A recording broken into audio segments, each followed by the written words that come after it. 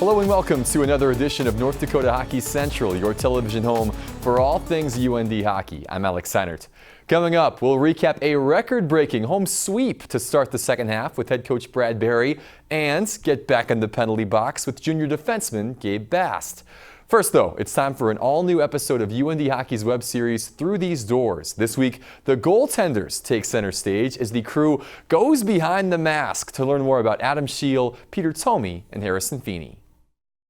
In the first half of hockey, Brad Berry gave to me a pinto and cow. We already did that one. We already did that. No, we didn't have our good one yet. Yeah, we have to do a good one. In the first half of hockey, Brad Berry gave to me too many goals. You have to do and a pinto and a cow. Oh no! Do them all. Oh no! We're We're gonna be here for hours.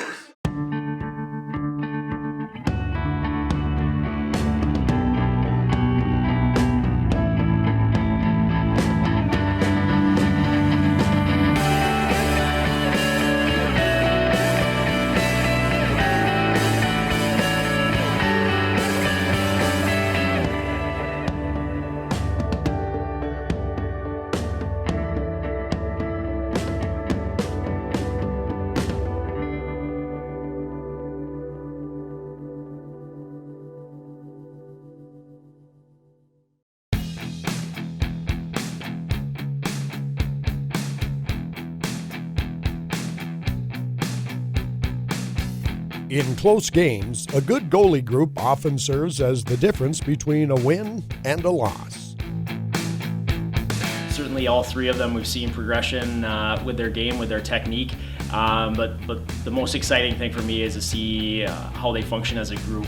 They really support one another, and for me that's a real neat thing. They're all in it together, they're all in it for our team. Going through a tough injury last year, it kind of ended my season. It kind of humbles you. It makes you not take things for granted. So every day I come to the rink, I'm ready to work. Every day is almost a blessing around here, especially when you get to come to a place like this. So, I take nothing for granted. I come to practice every day, ready to work, and just take the most out of every day. Led by Adam Scheel, the group pushes each other every day. I think that's been kind of the fun thing, is to see guys individually take steps, and then more importantly to see our group continue to come together. And Adam's been a big part of that, and all the goalies really have. A lot of times the practice work gets underappreciated, but coming to work, pushing your teammates every day and being ready to go is a big deal. I mean, obviously everyone played a great game, everyone plays hard, but there's really only one guy on the bench that knows what the goalie went through and how hard he played and how difficult it was. So I always like to make sure I give, Adam, a nice tap, nice hug. It's just different from players to goalies, so just being there for them. All three netminders savor the opportunity to play in high-level contests. That was great.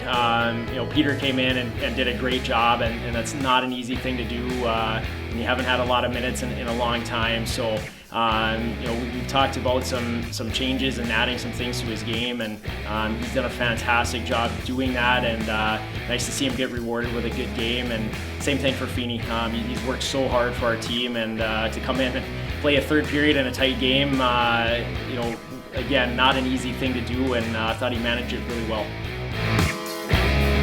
Whenever the trio gets together, jokes naturally flow. It's certainly fun. I'm sitting next to these two in the locker room every day, and we just have so much fun. Just always seems like we're smiling, laughing about something, and even sometimes on the ice. I don't know, KG doesn't always love that, but we're always having fun and still working hard, but really enjoying it and just being around each other. Some goalie tandems or trios like to support each other, and if someone makes a mistake, they kind of build them back up. Not really us three. We kind of make fun of each other and put each other down a little bit, but I wouldn't have it any other way. Yeah. all in good fun. The personalized coaching from Carl Gehring pushes them to reach new heights. He's able to view, what your strengths, weaknesses are, how you should attack, or not attack per se, but how you should approach each situation, to maximize how effective you can be. He's just really smart and is able to kind of break it down simply into, okay, for you, this is what you need to do in this situation. It was so helpful, especially these two really made my transition very easy. And as you can see, we all like to joke with each other, but when it comes down to it, we all put the work in and do what we're supposed to do. But this season's been great. I mean, obviously there hasn't been much to complain about at all or any real struggles. We've just been working hard every day to get better and stay consistent and play the best we can.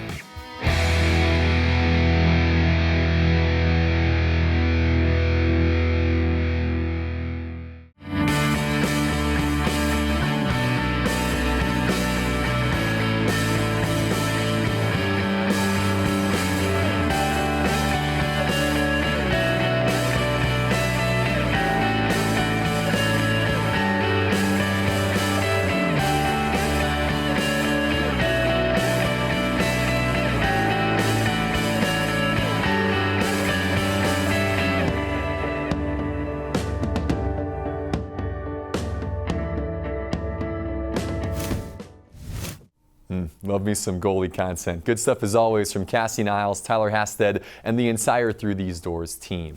Coming up next here on North Dakota Hockey Central, we've got 2 more UND victories to talk about. Brad Berry joins us right after this.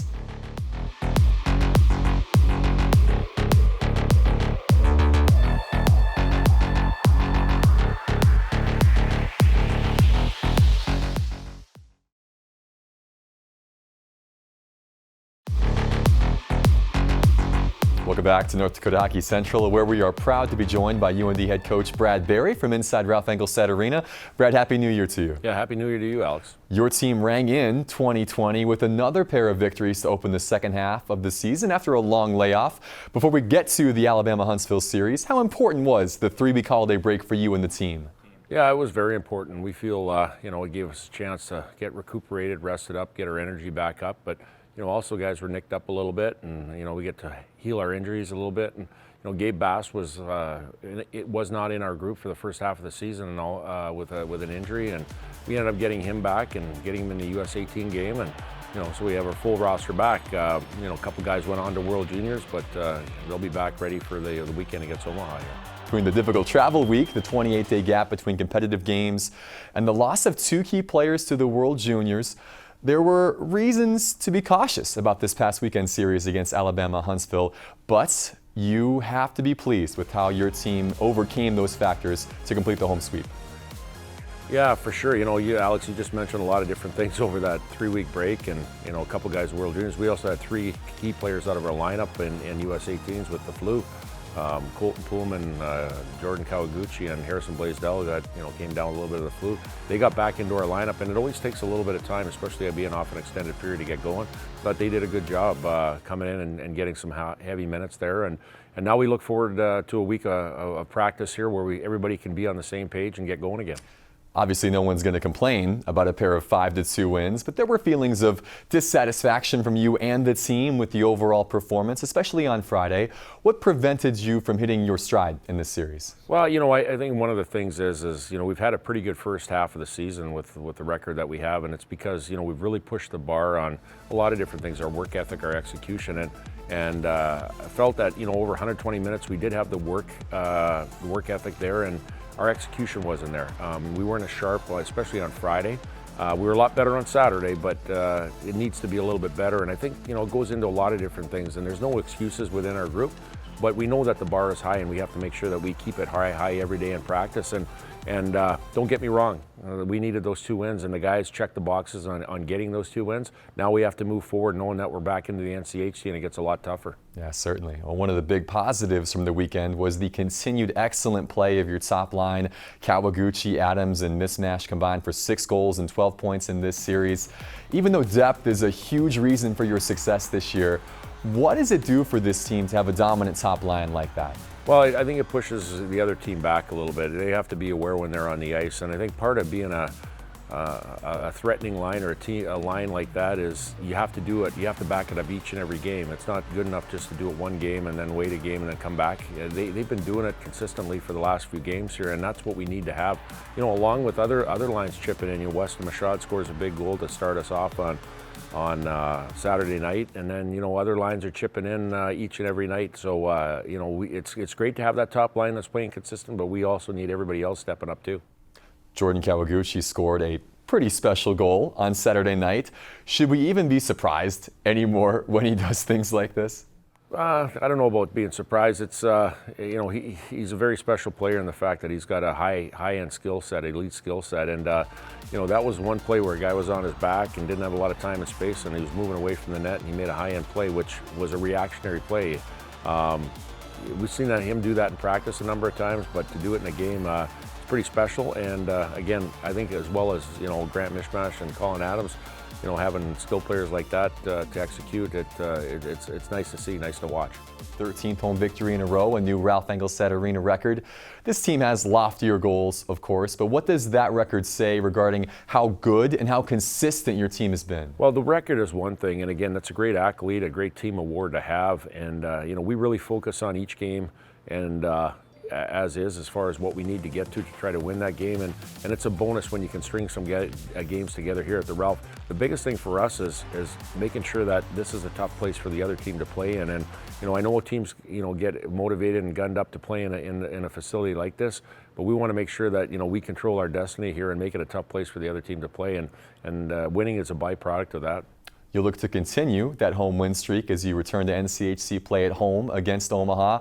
What's your take on this Mavericks team so far? Yeah, they're a fast team. They're a team that has some high-end skill. They play extremely fast. They got some bigger D-man on their team. They got a rookie goaltender that's doing a really good job there.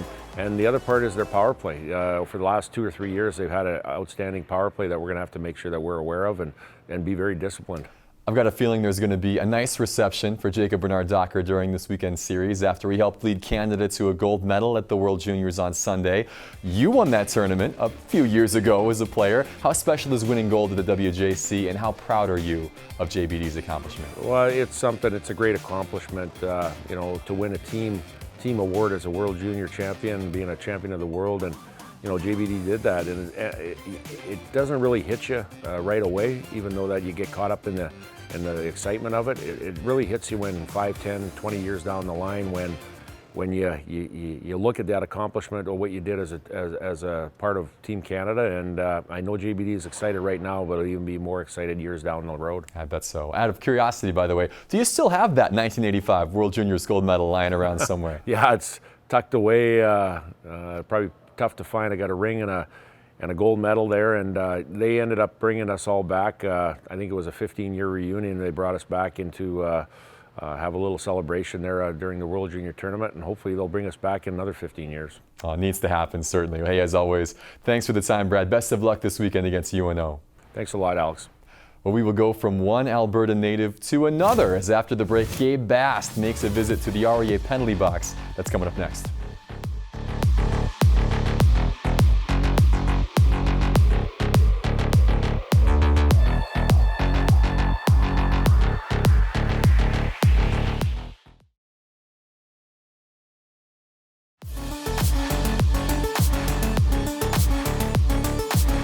Welcome back. A new year means a new trip to the penalty box for our MidcoSN crew and I, this time with UND defenseman Gabe Bast. The junior joined me to talk recently about nicknames that you can't shake off and the importance of having the most decorated trophy case in your family. It's all coming up now on the latest You Sit.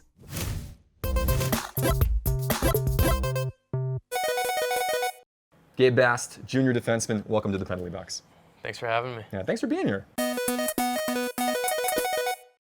When you arrived on campus a mere 3 years ago, your teammates gave you a nickname. Do you want to tell the people what that nickname was? The Fridge. The Fridge. The Fridge. Why did they call you the Fridge? It actually started like when I was back home, a couple of buddies, and then when they came, when we went to Alaska, I wasn't on the road trip, but Rhett Gardner met up with an old teammate who happened to be a buddy of mine, and he brought that back with him from Alaska. So you thought you had gotten rid of the nickname when Yeah. you went to college, and it followed you Yeah. thanks to a buddy and Rhett Gardner. Yeah. I remember we had done an interview in this penalty box a couple years ago, and they were talking about the nickname, and it was about, well, his body's kind of like a fridge, like it's just Yeah. kind of square, and you're just a big, strong guy that's just solid, like a Yeah. refrigerator. So it's a good thing. It's a compliment. Yeah, I guess so. Obviously, Bradbury is a former defenseman from Alberta. He's recruited you, Jacob Bernard-Docker, Johnny Tyconic, a bunch of defensemen from Alberta. Coincidence, or a little more to it than that? I don't know. We're all just good Western Canadian boys, Yeah. Alberta raised. No, but obviously, it's nice having a head coach that's from Alberta, and he's not too far from my hometown. So him and my dad always go back and forth talking about the old heydays back then. But yeah, it's good having that. What type of town is Bashaw? I haven't been there in a while, Yeah. but. Not one you'd spend a lot of time in, is what you're saying. Yeah, I remember I had a tryout there once when I was younger, and there wasn't much there. Your younger brother's coming here next year to play some hockey. That's obviously a cool deal to have the opportunity to play on the blue line with him. We've never played with each other except for the odd family game. Yeah. I can tell he's super excited to get down here. Yeah. He won the RBC Cup with Brooks last year. Explain to the people why that's such a big deal in Canada. It's a big deal because there's 100 and so many junior teams all across the nation. Everybody plays their regular season, and then you got to go through a long playoff run, and then you got to win your region, and then you got to win the RBC Cup there's 5 teams from the 5 different regions. And it's all the top teams in Canada. So it's difficult. It makes for a long season. Yeah. I was fortunate enough to go to 2 of them. I didn't win any of them, but my first year there, we played 92 games that season. So that's bonkers. Yeah, that's a lot of hockey. That's a lot of hockey. You won 2 BCHL titles with Penticton. He's got an RBC Cup. What's the better trophy case right now? I still have the better trophy case. I won a midget national championship. Take that, Luke. Yeah, 5 provincial championships in a row. So yeah. I still think I got still the better trophy case. I think that's the only thing he's won. So. Well, if you add maybe a Penrose or a national title to that list, that wouldn't be too bad either. Yeah. Slap another one in there. Yeah, You're used to winning be stuff. awesome. Let's keep it going. Yeah, that would be. That's the end goal. There you go. Nice. Well, good luck chasing that down this year, buddy. Thank you. Gabe, thanks for the time. Get out of the box. Slamming little bro's accomplishments. Gabe Bast. I love it.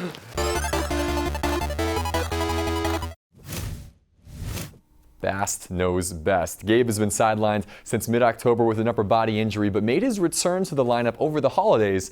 Looked pretty good against Huntsville this past weekend, a big boost to an already loaded D-core. Bast and company will head back into NCHC play this weekend with a home series against Omaha. We'll preview the matchup with the Mavs when North Dakota Hockey Central returns.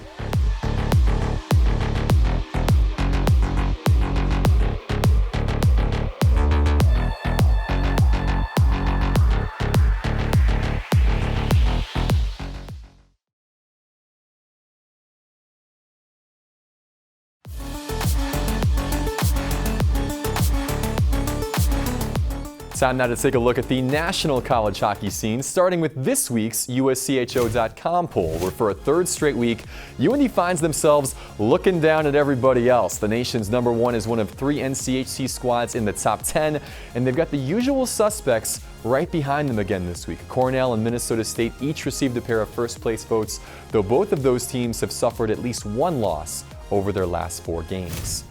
Now that we've hit January, the Pairwise Watch is going to become a weekly staple of this show. UND is certainly in good standing at the moment, so our eyes are more on the NCHC bubble teams who are in decent shape, like Duluth at number 11, and those in trouble who didn't even make this graphic, like CC at 26, Western Michigan at 30, and Omaha at 34. Speaking of the NCHC, all 8 teams are now 1/3 of the way in to the conference portion of the season, and the gap between UND, UMD, and the rest of the league, hasn't shrunk over the holidays. Still, with 16 conference games remaining, nothing is close to being decided just yet. Though if UND stays on this pace, they would set the NCHC record for most points in a season with 69. So there is that to consider. Conference play resumes across the league this weekend for the first time in a month, and there is a handful of good matchups on tap, including Denver, who's coming off an impressive sweep of number 10 UMass, hosting a St. Cloud team that is 2 weeks removed from a 7-2 beatdown of Minnesota State in the Mariucci Classic. Then there's Duluth, who gets their head coach Scott Sandlin back from World Juniors just in time to host a Western Michigan team who fell out of the top 20 after a tie and loss in a home-and-home with number 14 Notre Dame. The series we will be watching, of course, is in Grand Forks, as North Dakota will get their first look at a young but talented Omaha team that has been in and out of the rankings all season. It's all conference play the rest of the way for UND, and there's no downplaying the importance of starting this stretch off on the right note. Really big. I think the next step for us here in the second half is to win that Penrose Cup, and it starts on Friday, or resumes on Friday, I guess, and we want that, especially going into this in the playoffs and everything. So it's definitely big for us.